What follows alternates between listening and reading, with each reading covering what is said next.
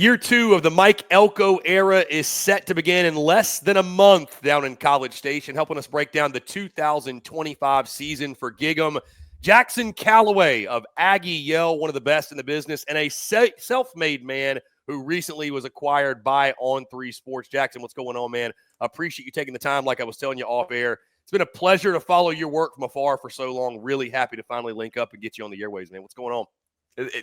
First off, I appreciate it, man. I'm very excited about the new gig, and I'm very excited to be here. I know there's a lot of people you could have picked from, and so picking me, I appreciate that a lot. No, for sure, man. And again, excited to talk Aggies with you. Like I said, you're one of the best in the business when it comes to talking all things Texas A&M, the brand you've built, obviously the following. So again, was really excited to chop it up, man. Let's dive into it. Before we look at this 2025 season, though, if you don't mind, let's take a look back at 2024 and kind of just how we got here, because 2024 was really interesting for A&M, right? Obviously, you're coming into year one of Mike Elko. You're changing a culture. Everything's brand new, but the expectations are still sky high. The hot start you get off to, you're 7-1. The path is essentially paved of gold to the SEC championship and the college football playoff. And then we all understand what happened at the end of the season, losing 4 of your last 5 to finish 8-5, 5-3 in SEC play, and that loss to USC in the Las Vegas Bowl. I'll ask you this, Jaxson. Like, when you look at year one of the Mike Elko era, how do you define it? How do you process it? Like, looking back now, your takeaways and just overall thoughts on year one of the Mike Elko era and what happened in the 2024 season.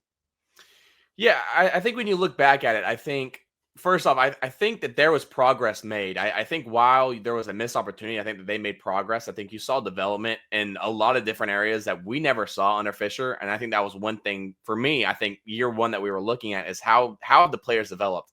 We had no problem bringing in the talent, but when it came to developing that talent and kind of fitting them into the system, that's where we had the issues. And I think there was a lot of development under Elko in year one.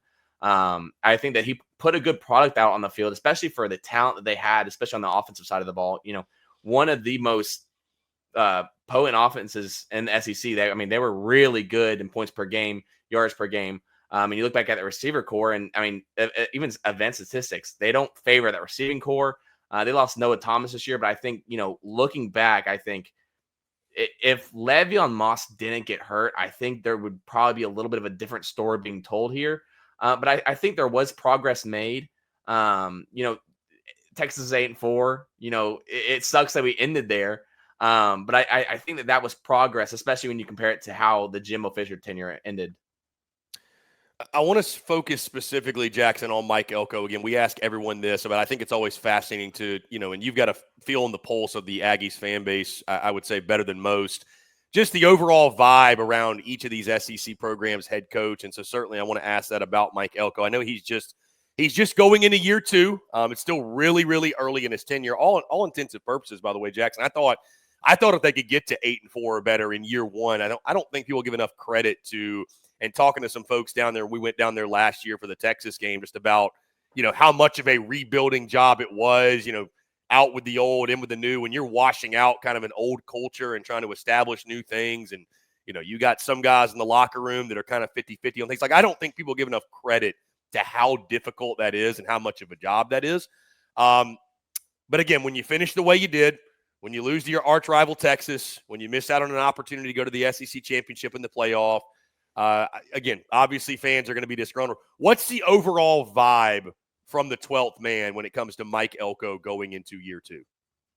I think there's a lot of belief in Mike Elko. And I don't think that's just the fan base. I think that there's a lot of belief inside of the Bright complex. I think when you look at Mike Elko and compare him to coaches of years past, I think that one thing that stands out to me about Elko is how well thought out the process is of not only game day and preparation and how they go about development and taking care of their players, but it's also how they bring in those players.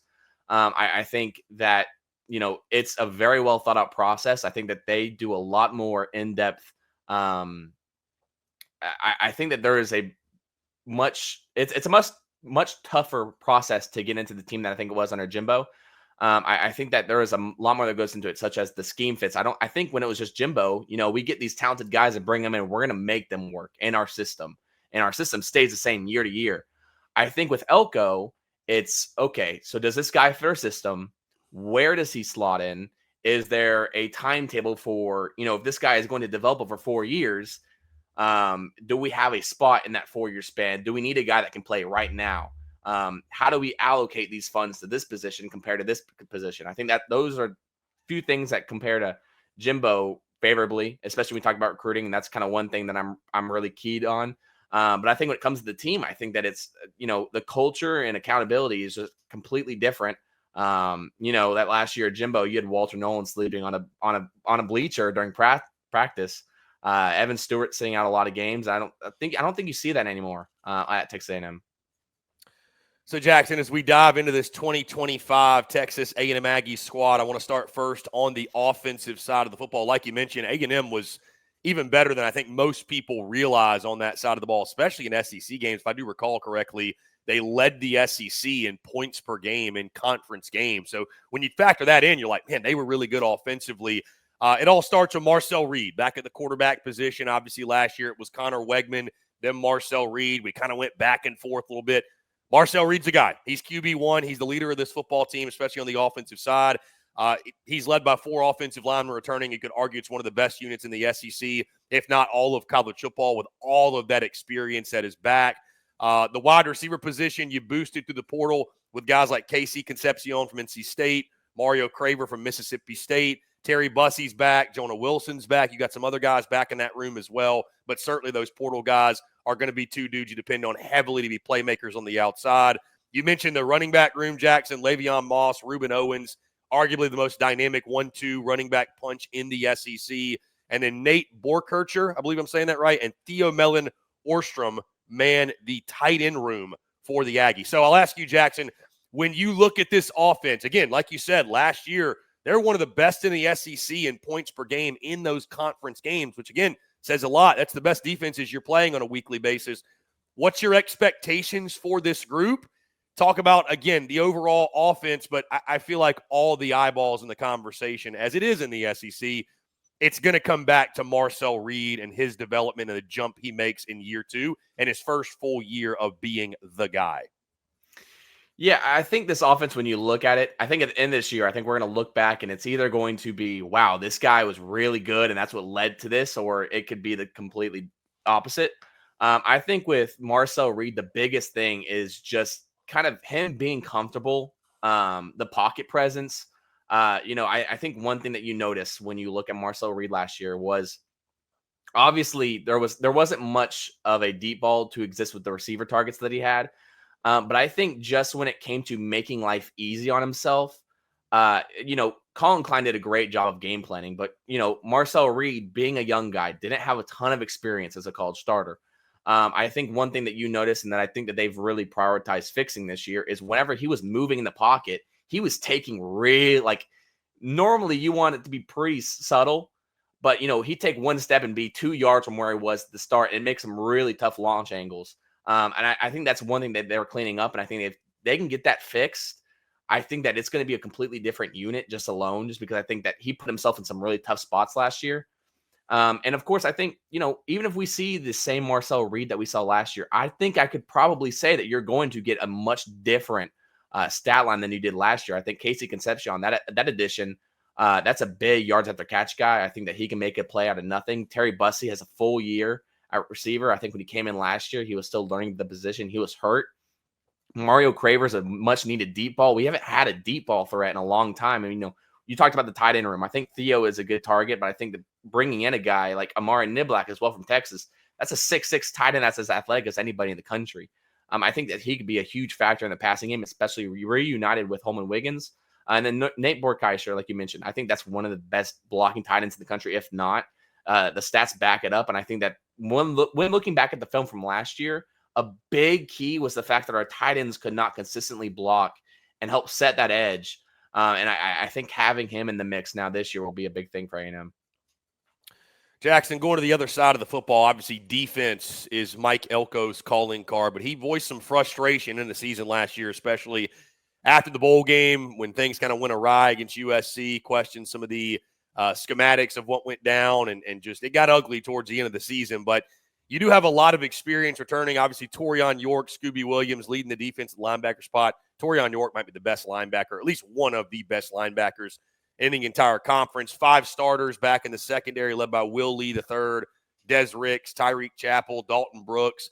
The pass rush is a little bit of a question heading into kickoff. I know Cassius Howell returns as the top sack getter from a year ago with 4 sacks. Albert Regis back on the interior defensive line along with DJ Hicks. And the running defense, I know the rush defense is a point of emphasis for them after allowing 19 runs of 20 yards or more in 2024. But if there's anybody who's going to get it right, it's Mike Elko. I mean, it's just lather, rinse, repeat. He has great defenses. Thoughts on Mike Elko's defense this season? How big of a jump are you expecting from this group? It's interesting. I think that you lost a lot of talent on the defensive line. You know, you had both of your Shamars go to the draft. I think that they added a lot of production, whether or not it came on the stat sheet. I think that their presence impacted a lot of games. I think that keeping Cassius Howell is going to be a big thing for Texas A&M. I think that they haven't had, when you think about Texas A&M in recent memory, they don't have the skinny, twitchy pass rushers that a lot of these other schools had. They had the thicker guys like a Nick Scott and a Shamar Stewart who sat on the edge and helped push everything inside. I think this year, Cassius Howell is going to be a big thing for A&M. I think that they needed a guy like him to disrupt the pass game because I think Torian York, while he's incredibly talented and very smart, I think he's a little limited in the speed. And so I think being able to have him play coverage, and last year he was put in some tough spots because we could not get to the quarterback in many cases. So I think having him paired with Scooby Williams, who I think is one of the most underrated players in the country, I think that's going to be a big thing. I'm curious to see what they do on the opposite end of Cassius Howell, whether they go in Rylan Kennedy. Dayon Hayes has made some noise as well. And then, as you mentioned, on the back end, I think there's a lot of talent. You retain all 5 of your starters. You do bring back Tyreek Chappell, who was the number 1 corner. He got hurt before last year, but he is the A&M lead defensive back. He'll play nickel this year. And so adding him to the back end with Will Lee, Julian Humphrey, Des Ricks, who was a starter all of last year. You brought in Jordan Shaw as well. I think that unit as a whole is going to be really improved. And I think you have some guys that are coming up in that bang. And I think Marcus Ratcliffe is a name that can make some noise this year. Jaxson, I know special teams is often overlooked, but that's not the case in College Station when you got a guy like Randy Bond back at place kicker, Tyler White back at punter, Terry Bussey looking to be your top return man. Just talk special teams for me. Is it something you expect to factor in for Texas A&M this season, or how do you see it playing out for the Aggies when it comes to the specialists? Yeah, they brought back every single specialist. They brought back the long snapper. They brought back their punter, their kicker, their returner, as you said. I think Tyler White's probably the best punter in the country. I mean, we can argue it. I'm not going to act like I know a ton about punters, but when you're just looking at the film, the dude's really good. Randy Bond has made some strides as a kicker. And then, looking back at Terry Bussey again, he's a guy that played a lot of quarterback. He played a lot of defense in high school. So, in the return game last year, on offense as well, he was still letting it kind of come naturally. He wasn't super experienced, seasoned as an offensive player, a guy with the ball in his hands. So looking at that, I think he could be a big guy for them in that side of things. But I expect that unit to take a step forward. So 15 starters, Jaxson, are back for Texas A&M. Take it for what it's worth. Obviously, we're in the new transfer portal era of college football, so that stat doesn't mean quite as much as it used to. But 7 on offense, 8 on defense. There is a lot of returning experience. Obviously, some key portal players that you gained. You're going to help boost your roster as well. Jaxson, when you take a look at the 2025 schedule, because obviously if you're going to have a big year, it helps to have a schedule that's conducive to having a big year. You kind of ease into the season and with non-conference play your first 2 weeks before week 3. You go on the road to South Bend to take on the Notre Dame Fighting Irish, another team that, of course, is going to have college football playoff aspirations. Obviously, this is a rematch of last year's season opener. Opening up SEC play with the Auburn Tigers in College Station. You get Florida coming to town. You got to go to LSU, a really difficult road trip at Arkansas. That game finally not in Dallas. I think probably most folks are happy about that. But you get to go to DWR. At Mizzou's a tricky road trip. South Carolina comes to your place. And obviously you close out the season at Texas on that Friday night. You get a shot at redemption against the Longhorns. Just your overall thoughts, Jaxson, on this schedule when you look at it, how you feel like it sets up for the Aggies this upcoming season. I think there's some tough stretches in the schedule. I think when you're looking at the schedule, it's the same schedule as last year. But I think that when you are looking at it, I think there's like a 3 straight away game stretch in that schedule. It's not a great against, Yeah, at Arkansas, at LSU, at Mizzou. Yeah. Yeah, and that's not an easy stretch. When we're looking at the schedule, I think you have to win those home games. You have to win Florida. You have to win Auburn. You have to win South Carolina. And those aren't easy things to do. A&M lost to South Carolina and Auburn last year. I think that Florida is a team that developed a lot towards the end of last year. There's been some injury concerns about Lagway, and I think that could play in A&M's benefit there. And I think that's probably going to be even their blackout game this year. So I think that there will be a lot of eyes on that game. But I think if you're wanting to have a really good year this year, you have to win those 3 games, and then you have to stand firm against Missouri and Arkansas on the road. We're gonna see what happens in South Bend. I apologize. We'll see what happens there. I think LSU is always a tough game, and it feels like in recent memory, every single time whoever's home wins that game. So it doesn't bode well for us this year. Won last year. LSU brought back a lot of talent. Harold Perkins coming back to be a really tough pull for A&M. And then obviously you go to Texas. That'll be a tough game as well. But I think A&M this year, I think that they're a better team than they were last year. I think that they're more experienced. They're more talented. I think, being in year 2 will help a lot. We'll see what happens. I think that this is a year where maybe with this schedule, if you win 9 games, you may be in that playoff contention. We didn't see any teams at 3 losses make the playoffs this year, but we'll see what happens, especially if you're able to make the SEC championship game. Let's say you beat or you lose to Notre Dame, you only lose 2 conference games. Maybe make a conference championship. We'll see what happens. So, Jaxson, the 2025 Texas A&M Aggies and just Texas A&M football as a whole, yet again, there's a lot of hype, a lot of expectations. It's funny kind of feeling out where people fall on A&M because you've got some that – they're diving head first. They're buying the hype. They believe in the roster. They believe 10 wins is on the horizon. And then you've got others that kind of going back to what you said, Texas 8-4. Like, I can't believe it until they get over the hump. I can't believe it until I actually see it. Again, this roster, it's easy to fall in love with the roster, all the returning experience. I think it's one of the best rosters you could argue in the SEC. Where do you fall on that? Not necessarily asking for a prediction, but why should people believe that this is the team that can finally shake that old Texas 8-4 mantra, break through that glass ceiling, and say make a college football playoff? I think one thing about this team that's different, it's the offense. I think that when you look at Texas A&M, and I think everyone can agree here, when you're looking at Texas A&M in the previous years, the one thing they haven't had is an offense. They have never had a dangerous offense. They never had dynamic playmakers. I think this is going to be a really tough offense to cover. I think Marcel Reed has taken a big step, and everyone has said that within the Bright complex that he's taken a step in the passing game. You have 2 of the best backs in the conference. You have a really solid tight end room. You have a really good receiver room. One of the best in the conference, arguably. I think that they're still, they're much improved at receiver, but there's still some work to be done, and a lot of, they have to prove themselves. But I think the one thing that's different is the offense. I think Colin Klein pairs really well with Marcel Reed. The game plan was there between the 2. I think there's chemistry there. I think bringing back your entire offensive line for a quarterback who just made his first full season start, I think that's important. I think that the question mark is on defense, but when you have a staff with Mike Elko at the lead, I tend to give them a little bit more grace with a little bit of a defense. And, you bring back Torian York, Will Lee. There's a lot of talent there. So I think that there should be a lot of belief just because of the offensive step that they've taken. Jaxson, final thing before I get you out of here, and I know people only measure progress by wins and losses, which is a dangerous thing to do, right? Success is not linear, as we know. When you're trying to quantify what success will look like or what it would look like for Mike Elko's program in year 2 of his tenure, how do you quantify that outside of the obvious, which is wins and losses? Yeah, I think when you look at it, I think this is the way the staff is looking at it too. I think that you have to have production, not just on the field, but I think looking towards the NFL draft, you have to have draft picks in April. A&M has not had draft picks in April in a little while. And I think this is a year where they could turn that around. But that said, I think, Mike Elko said that he expects to have double-digit draftees this year. When you look on paper, I think you can see it. There's a few guys that could go early, and then there's a lot of guys that can go in those mid to late rounds. But they still have to play this season. I think that you have guys like a Chase Bisontis, who is an X factor because he is on a really good offensive line.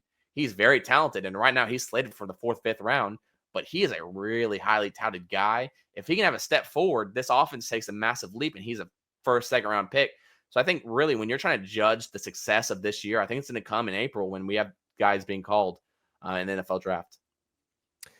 Jaxson Callaway of Aggie Yell, one of the best in the business when it comes to talking all things Texas A&M Aggies. Jaxson, appreciate you taking the time yet again. Congratulations on all your success. Thank It's you. well-deserved. In case folks have been living under a rock, let them know where they can check out all your great work. Thank you. Yeah, we're on Twitter, we're on Instagram, we're on TikTok, we're on everything. So search up Aggies Today, Jaxson Callaway, and you'll find us. Awesome. Jaxson, appreciate you taking the time. Let's definitely do it again soon. Perfect, man. Thank you so much.